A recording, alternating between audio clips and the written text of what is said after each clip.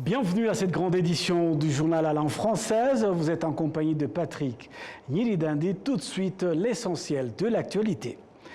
Ce jeudi, le président de la République, Paul Kagame, a procédé au lancement officiel du 20e dialogue national en présence de toute la classe politique ainsi que les représentants du peuple venus de l'ensemble du territoire national. Dans son discours d'ouverture, le président Paul Kagame a déclaré parmi les résolutions et stratégies adoptées figuraient celles qui favorisent le développement du pays. Il a précisé que l'objectif de cette initiative était d'examiner ensemble comment le Rwanda pourrait accéder à l'indépendance sur tous les plans et que cet objectif devait servir de fondement à la responsabilité de chacun. Le chef de l'État rwandais a indiqué que le dialogue est une plateforme ouverte à tous les Rwandais et qu'il s'appuie sur des statistiques illustrant le progrès accompli dans les domaines, dans le développement du pays, notamment en matière de lutte contre la pauvreté. Le président Paul Kagame a également souligné que le Rwanda exige un travail acharné et que les dirigeants se doivent d'assumer leurs responsabilités et de tenir leurs engagements envers le Rwandais, faute de quoi ils devront rendre des comptes. Toujours en rapport avec le dialogue national, la première journée, le 20e dialogue national, le Premier ministre rwandais Justin Nsengiyumva a expliqué que les chiffres relatifs aux réalisations accomplies au cours des 18 derniers mois, depuis le début de la mise en œuvre de la stratégie nationale pour un développement accéléré, phase 2, CNDA 2, permettent d'espérer que le Rwanda tiendra ses engagements malgré les efforts considérables à déployer. Il a réaffirmé lors de la présentation aux participants à ces dialogues d'un bilan des actions menées dans le cadre du programme SNDA2. La mise en œuvre de la stratégie nationale pour un développement accéléré, phase 2, 2024-2025, a débuté avec un budget de 5 690,1 milliards de francs rwandais, porté à 5 816,4 milliards de francs rwandais, suite à sa révision, soit une augmentation de 126,3 milliards de francs rwandais. Cette année, dans le cadre du budget 2025-2026, considéré comme le deuxième volet du NCT2, le gouvernement rwandais consacre 7 031 milliards de francs rwandais à ce projet, un montant susceptible d'être révisé et augmenté si nécessaire en février prochain. Lors d'un bilan des actions menées, le Premier ministre, Dr Justin Nsengiyumva, a indiqué aux participants au 20e dialogue national que compte tenu des résultats escomptés au cours des 5 années du NCT2, le pays a accompli un progrès considérable en matière de développement. Restons dans le même contexte. Deux experts politiques et économiques estiment que le dialogue national, Umushikirano en langue rwandaise, est devenu une plateforme plaçant les citoyens au cœur du développement à travers des programmes et des solutions adoptées en vue d'améliorer le développement national et le bien-être de la population. Le détail avec Jean-Benoît Michel. Depuis sa première édition 2003, le Conseil national Umushikirano s'est imposé comme un pilier solide de la recherche collective des solutions visant à promouvoir le développement et améliorer les conditions de vie des citoyens. En réalité, dans ce cadre, ont été prises des décisions stratégiques majeures et a permis au Rwanda de se doter de politiques solides favorables au bien-être des Rwandais, à l'amélioration de leurs conditions de vie et au développement du pays. Ce sont ces orientations qui ont servi de fondement au Rwanda que nous connaissons. Ce forum a apporté un réel réconfort à tous les Rwandais, car personne n'imaginait pouvoir s'adresser directement au président de la République, lui faire part de ses aspirations profondes et exprimer la souffrance causée par certains dirigeants qui n'avaient pas résolu ces problèmes. Des programmes tels que Umurenge Sako, Giringa et entre autres sont issus des résolutions adoptées lors de différentes sessions du Conseil national du dialogue. Le programme Giringa a été conçu pour stimuler le développement économique des ménages vulnérables et lutter contre la malnutrition. Ce programme a également contribué à l'augmentation du cheptel bovin national. Selon le ministère de l'Agriculture et des Ressources animales, plus de 452 000 vaches laitières de différentes races avaient été distribuées aux citoyens à travers le pays à l'horizon 2024. Plusieurs bénéficiaires témoignent que ce programme a considérablement amélioré leurs conditions de vie. Grâce à ce programme, j'ai pu acquérir une maison et un terrain. Je n'ai rien à reprocher au chef de l'État. Il m'a fait du bien en me sortant de la pauvreté. Et aujourd'hui encore, tout le monde peut constater. Que je ne suis plus pauvre. Le programme VUP figure également parmi les initiatives issues d'Umushyikirano, avec des citoyens qui attestent de son impact positif sur leur quotidien. Lorsque j'ai contracté mon premier crédit, j'étais classée dans la deuxième catégorie. Aujourd'hui, au vu des progrès réalisés, je suis passée à la troisième catégorie sans difficulté. Je participe à des groupes d'épargne et je peux assurer la mutuelle de santé de mes enfants. L'ambassadeur Harebamungu Mathias souligne que les résolutions adoptées lors de Mushikirano ont contribué à l'amélioration des indicateurs sociaux clés, notamment l'espérance de vie passée de 48 ans en 2003 à près de 70 ans aujourd'hui.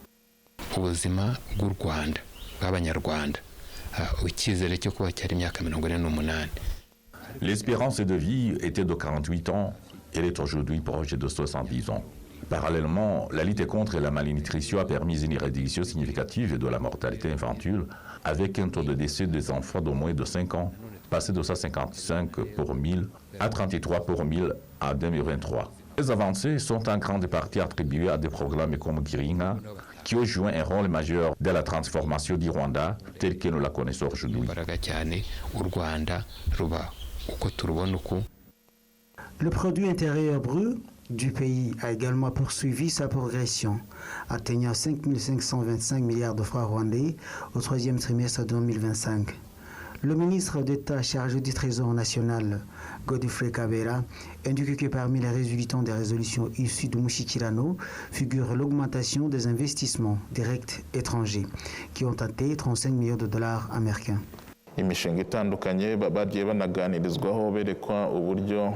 Différents projets ont été présentés et débattus, montrant aux citoyens comment ils peuvent contribuer au développement national, notamment dans les domaines de l'agriculture, de l'industrie, de la construction et d'autres secteurs. L'investissement des Rwandais vivant à l'étranger a atteint 35 millions de dollars, ce qui constitue une avancée encourageante et témoigne de leur engagement.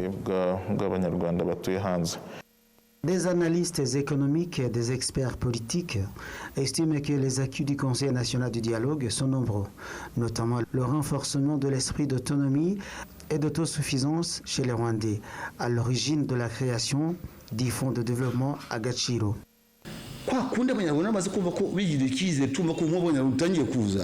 De cette manière, les Rwandais ont compris que l'unité nationale était acquise. Tous ont rejeté toute forme de dépendance extérieure et ont choisi de se concentrer sur la capacité à réfléchir par eux-mêmes et à prospérer sans dépendre de la volonté d'autrui. Le développement économique, la gouvernance et le bien-être social figurent parmi les principaux axes du Conseil national d'Umushyikirano. Cette instance réunit des responsables gouvernementaux ainsi que des Rwandais vivant à l'intérieur du pays et à l'étranger, en fait d'évaluer les réalisations, examiner des défis existants et définir des stratégies pour accélérer davantage le développement national. Le gouvernement du Rwanda a instauré Umushyikirano comme une solution innovante et endogène visant à aligner les programmes de développement national sur l'histoire, les valeurs et les aspirations du pays. Actualité nationale en bref et en images à Gisagara. En province du Sud, 560 résidents de tous les horizons issus des secteurs publics et privés ont participé à la première journée du dialogue national et ont formulé des idées constructives pour améliorer le bien-être et le développement des Rwandais. Les participants ont souligné que ce dialogue était une excellente occasion de présenter leur réussite dans divers domaines, notamment le bien-être social, l'économie, l'éducation, la santé et les infrastructures, c'est-à-dire l'eau, l'électricité, les routes et bien d'autres. Ils ont également exprimé leur reconnaissance pour le rôle de ce dialogue, car les idées partagées ont permis d'améliorer leurs conditions de vie et leur développement. Les participants à ce dialogue national ont indiqué qu'il s'agissait d'une bonne opportunité pour partager à nouveau leurs idées et demandent, espérant qu'elles seront prises en compte et qu'une solution sera trouvée, en particulier celle liée à l'agriculture et l'élevage, secteur clé de l'économie en district de Gisagara. Et puis, sur le même registre, les habitants du secteur Bweyeye, et plus particulièrement ceux de la cellule Rassano, constatent que le dialogue national a permis la mise en place d'infrastructures qu'ils s'attendaient depuis longtemps.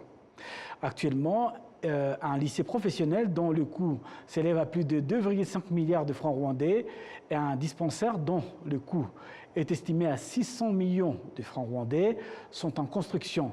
Lors du 17e dialogue national qui s'est tenu en 2019, les habitants du secteur Bweyeye ont présenté au président de la République, Paul Kagame, le problème qui menace leurs moyens de subsistance, notamment l'absence de lycées professionnels et des dispensaires. En 2022, en cellule de Rassano, le lycée professionnel et technique TCC Rassano a ouvert ses portes.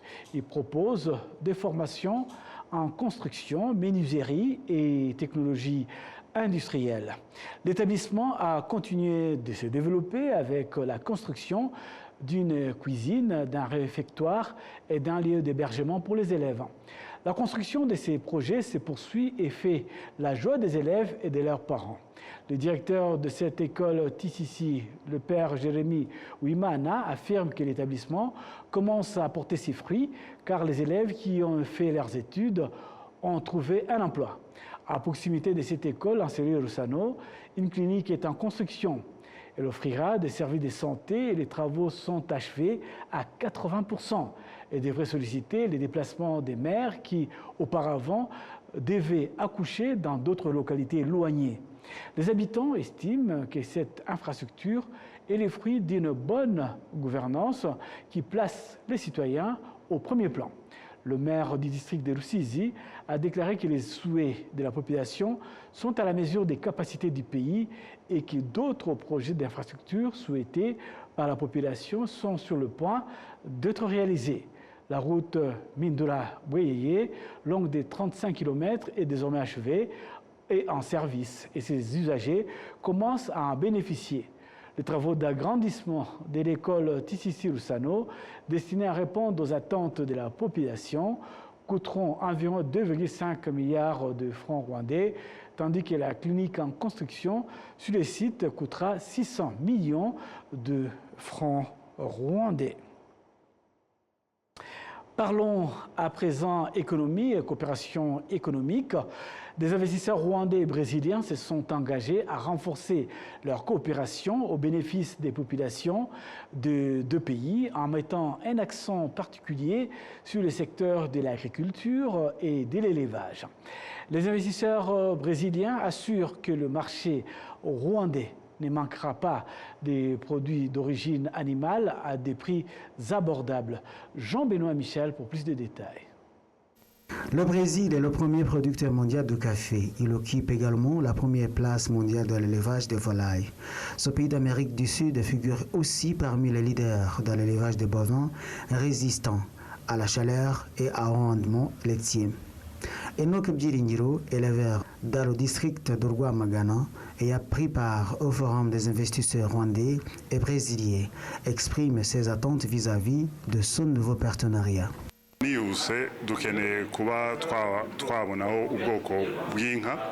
Nous avons un besoin érigé de races bovines capables de résister au changement climatique dans notre pays, tout en offrant une bonne productivité. Nous avons réduit les pâturages, d'où l'importance de disposer des races adaptées aux réalités climatiques et géographiques du Rwanda.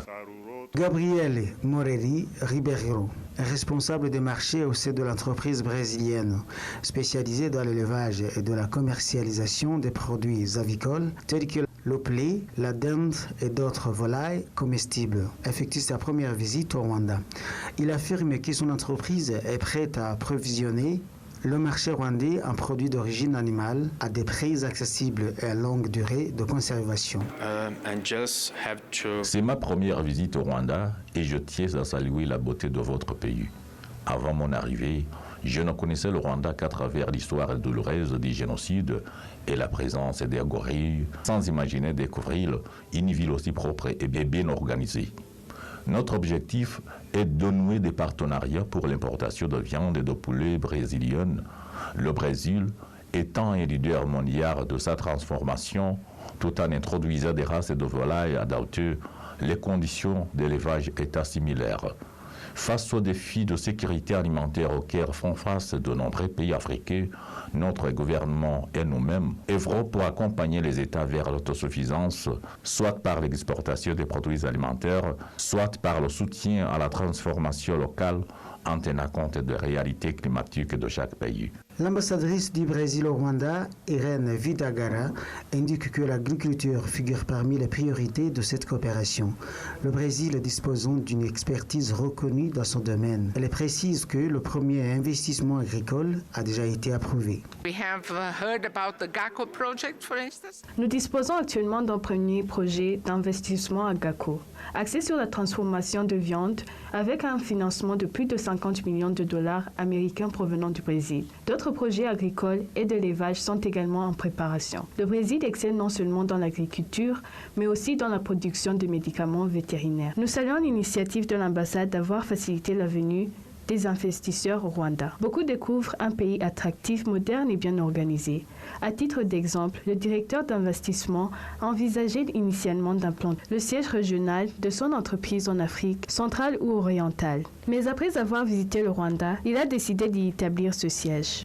Le directeur général de l'Office rwandais de développement, RDB, Jean-Guy Africa, a assuré aux investisseurs que le Rwanda est prêt à les accompagner pour surmonter tous les obstacles éventuels, tout en facilitant leur accès aux autres marchés régionaux. Considérez le Rwanda comme une porte d'entrée stratégique qui vous permettra d'accéder facilement au marché de l'Afrique de l'Est et de l'Afrique centrale. C'est un pays où il est simple de démarrer une activité. En seulement 6 heures, un investisseur peut obtenir toutes les autorisations nécessaires. La coopération entre les deux pays a été officiellement lancée par la signature d'un accord entre Apex Brésil, l'agence brésilienne de promotion du commerce et l'investissement, et le Rwanda Development Board, RDB. Apex Brésil a également signé un accord de partenariat avec la Fédération du secteur privé, PSF Rwanda. Les habitants relogés dans les villages modèles de la ville de Kigali se disent reconnaissants du soutien reçu grâce à leur organisation en coopérative avicole. Ils appellent toutefois le gouvernement rwandais à collaborer plus étroitement avec la direction de ces coopératives afin d'améliorer leur fonctionnement et de générer des revenus durables. À la ferme avicole desservant les habitants du village modèle Aya Baraya, un secteur Masaka du district de Kichukiro, des poulets ont été distribués en 2018.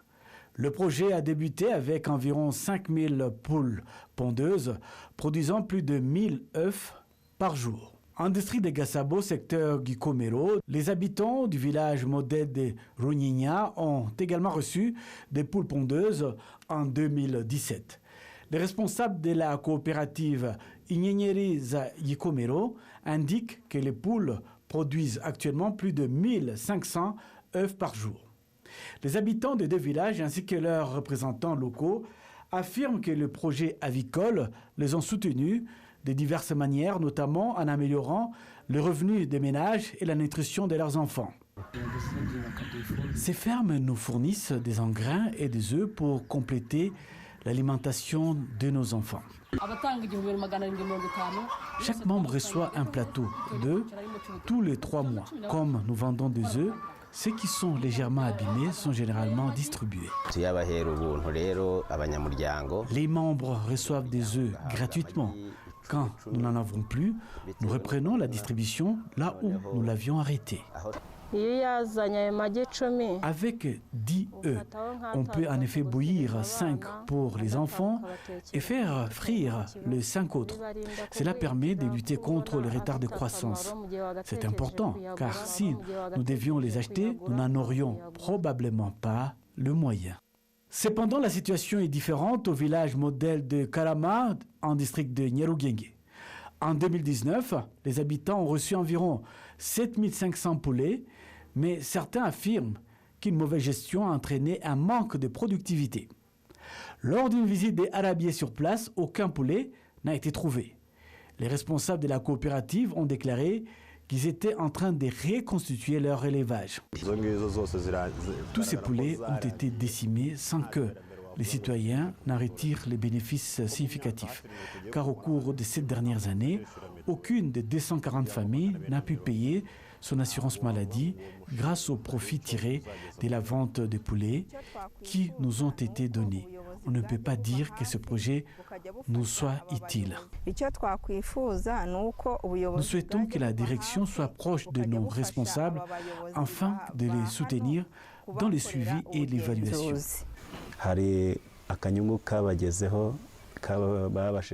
Ils ont tout de même pu recevoir un petit quelque chose pendant les fêtes. Chaque membre a reçu de l'argent ce jour-là.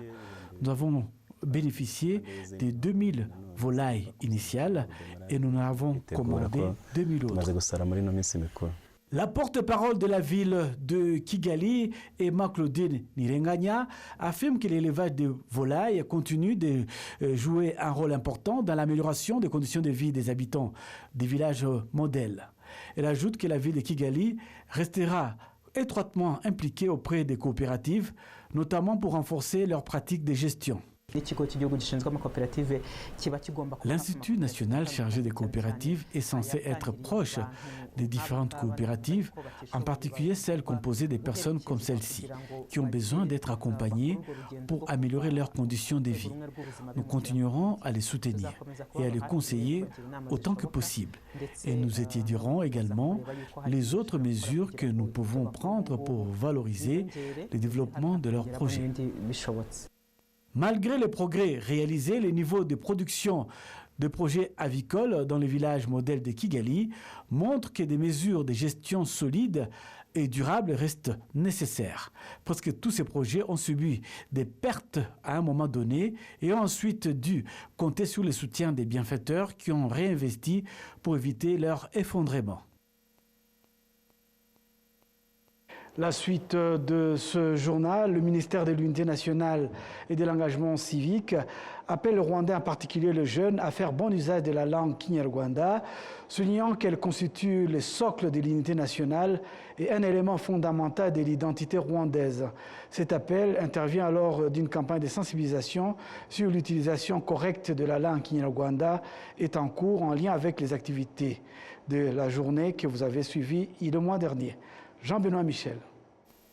Lors des échanges avec les jeunes, il ressort souvent que, bien qu'ils reconnaissent l'importance de bien parler le Kinyarwanda, certains négligent encore son usage correct.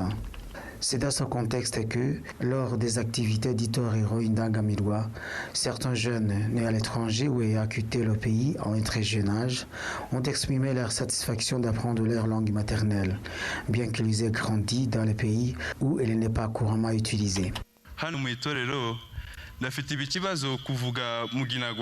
Ici, à l'Itorero, j'ai des difficultés à parler le Kinyarwanda parce que les autres le parlent couramment. Pour moi, Parler et comprendre correctement le Kinyarwanda n'est pas facile. Par exemple, quand les encadreurs nous disent d'aller à droite, je vais à gauche. Mais quand on me dit de regarder devant, derrière, en haut ou en bas, je comprends.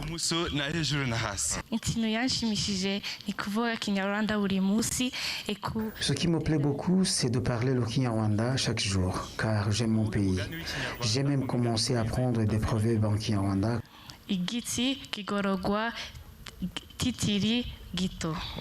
Réagissant à ces témoignages, le ministre de l'Unité nationale et de l'engagement civique, le docteur Bizimana Jean Damascène, a indiqué que les Rwandais devraient être fiers de maîtriser et utiliser le Kinyarwanda. Il y a des personnes rentrées au Rwanda après le génocide contre les Tutsis qui parlent aujourd'hui très bien le Kinyarwanda. Tout dépend de la volonté et de l'engagement personnel. Ne pas bien parler le Kinyarwanda ne peut pas être justifié par le fait d'avoir étudié en anglais ou en français. Ça serait vraiment une excuse.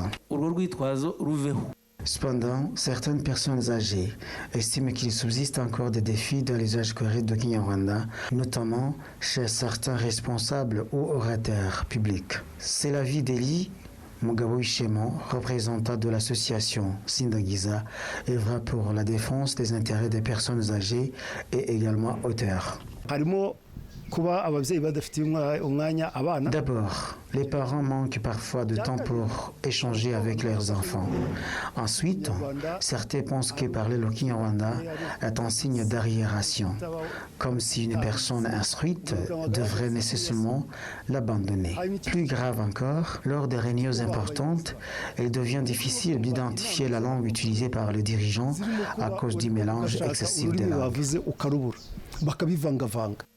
À travers tout le pays, les campagnes de promotion de la culture de l'héroïsme se poursuivent, y compris celles visant à encourager l'usage correct du Kinyarwanda.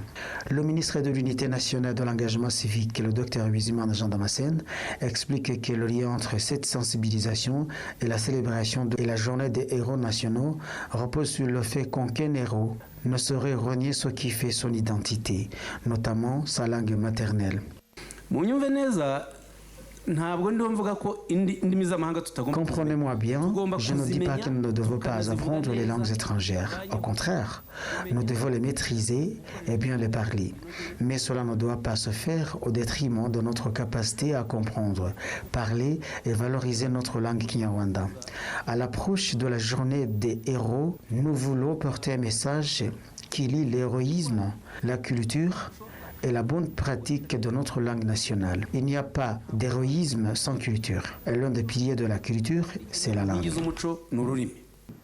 La journée nationale des héros est célébrée chaque année le 1er février. Cette année, elle sera commémorée sous le thème « L'héroïsme et l'unité des Rwandais, piliers du développement ». C'est donc avec cet élément que nous mettons un point final à cette grande édition du journal en langue française. Au nom de toute l'équipe technique qui m'a accompagné tout au long de cette édition, équipe technique dirigée par Janvier Karangwa Murenzi, je vous souhaite de passer une excellente fin d'après-midi en compagnie des programmes de la télévision nationale.